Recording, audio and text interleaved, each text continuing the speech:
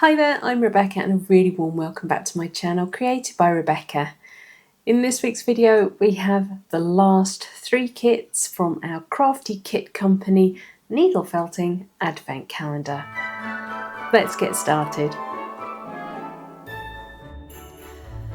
It's the 29th of December as I video this, and Christmas Day is a distant memory, but I wanted to finish the advent calendar by rounding up everything. We're going to have a look at the last 3 days, see what I've got left over, and yeah, look at all the projects that we worked on.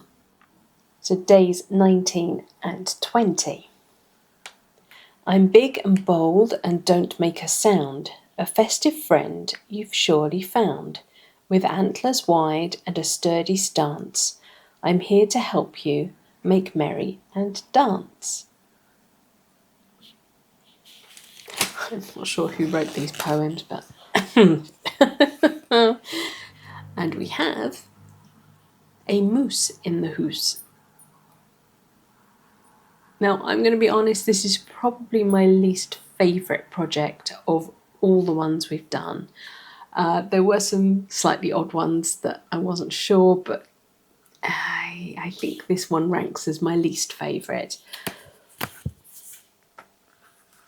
It's meant to, as they show, lay across books or on a mantelpiece or something. So he only has one pair of legs, but here he is. I've added a scarf to mine, and I tried to make some of the details a little bit more realistic than they did. So it's got a slightly more realistic tail. I tried to make the markings on the legs a little bit more realistic. The eyes aren't quite so cartoony. And I went my own way with the antlers. You were meant to just take the wire and sort of wrap the felt around the wire. And I really didn't like how it looked. So I decided that I would A, change the shape of the antlers, but also B, I would felt wool onto the flat felt, and then that would allow me to needle felt the felt, so much felt, onto the antlers rather than trying to rely on the glue to hold it. We now know that I really don't like glue in fabric projects. So this, for me, was neater and cleaner than trying to do the technique that they suggested. But yeah, he's a strange one.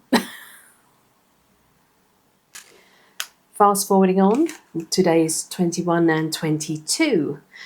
I'm a treat that's rich, yet light as air, a festive indulgence made with care. With layers of sweetness and joy that will last, I'm the perfect companion to a holiday blast. And we were making a slice of Christmas cake. Now, I wasn't sure I was going to enjoy making this one, but actually it was really good fun.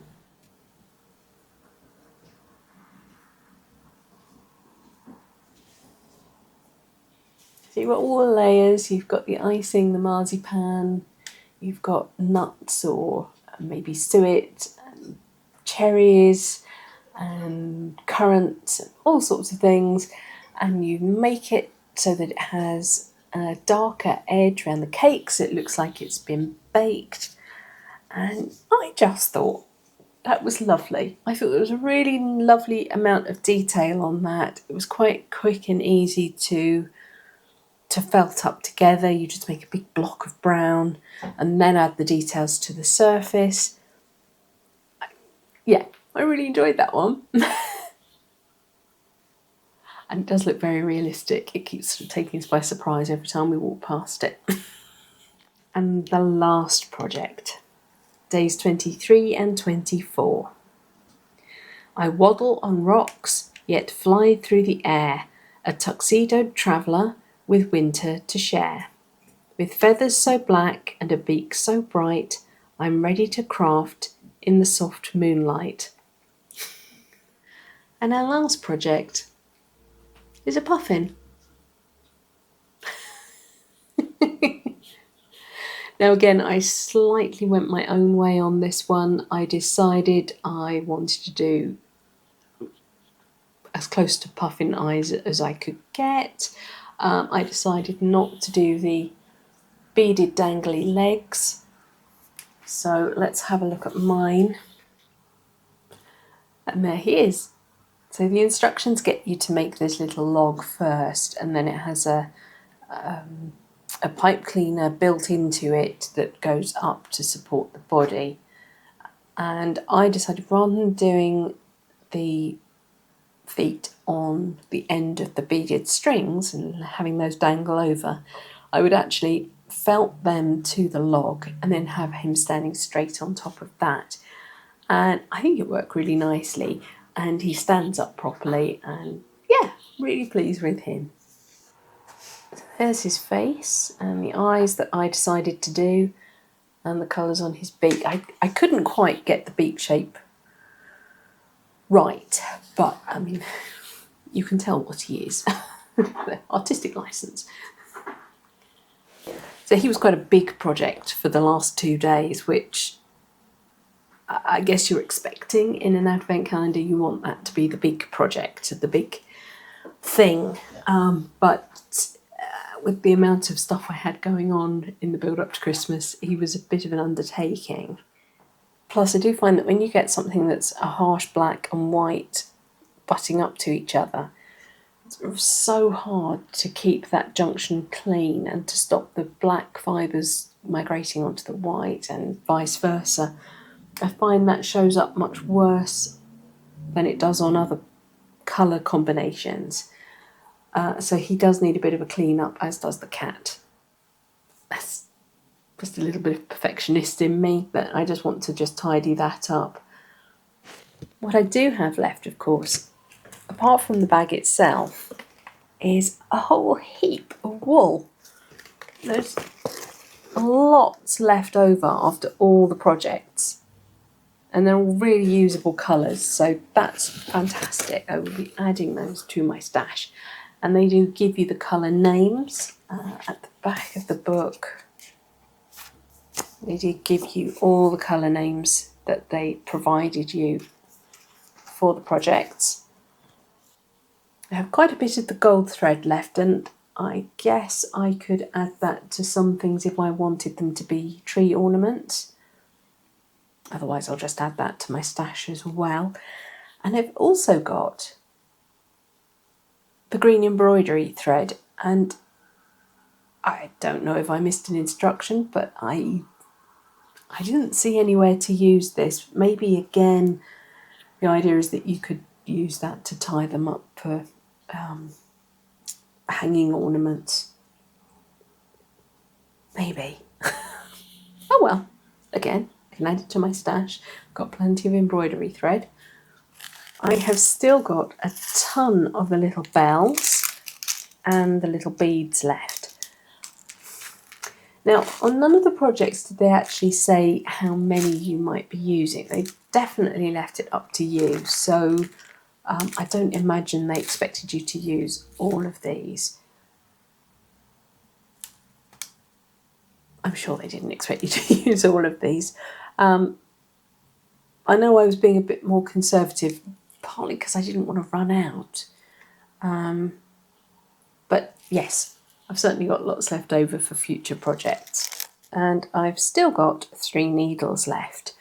I did end up just using the needles that I have. I use Heidi Feathers needles mainly, and so they're already in my felting pad, so I just tended to use them, which meant I had a lot more options on how finely I could felt things, and also how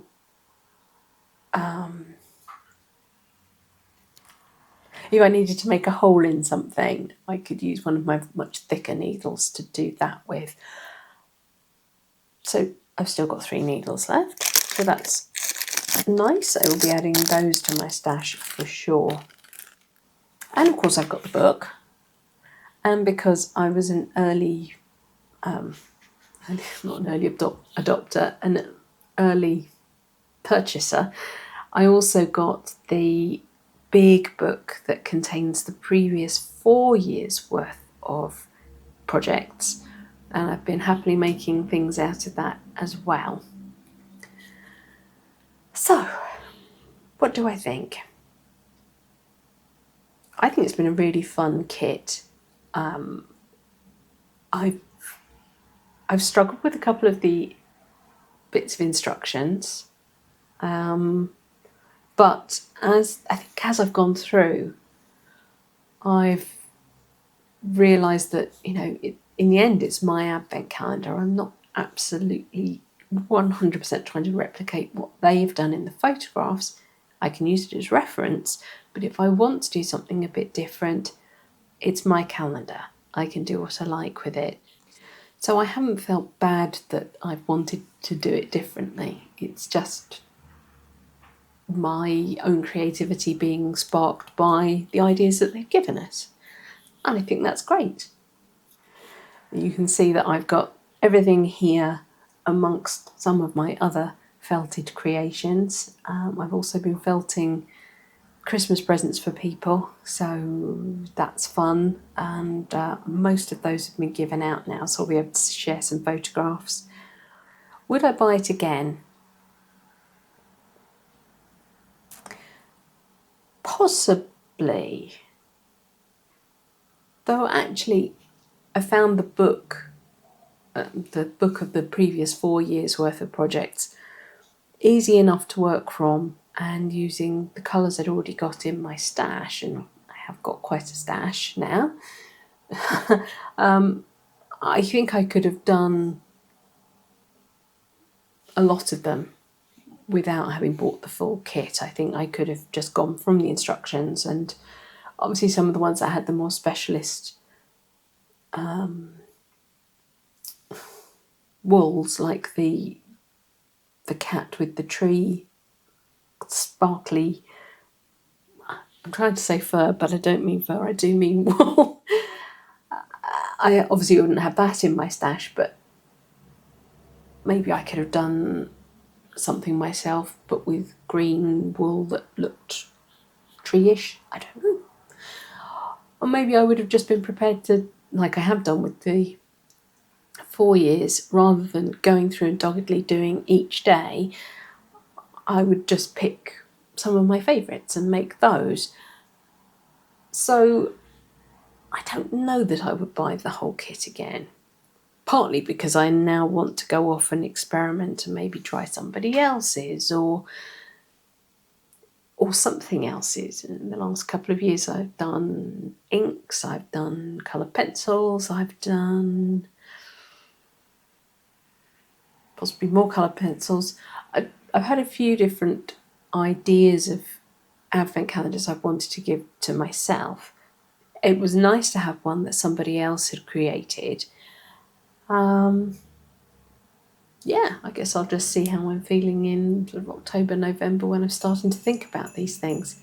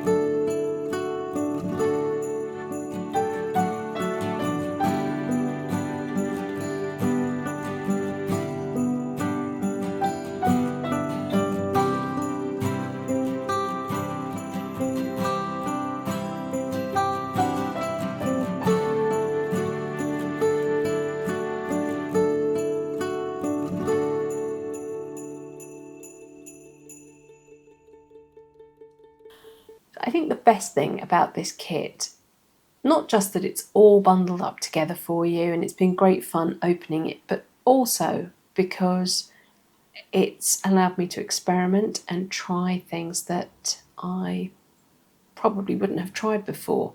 Different wools, different techniques. It's given me the confidence that I can do these things.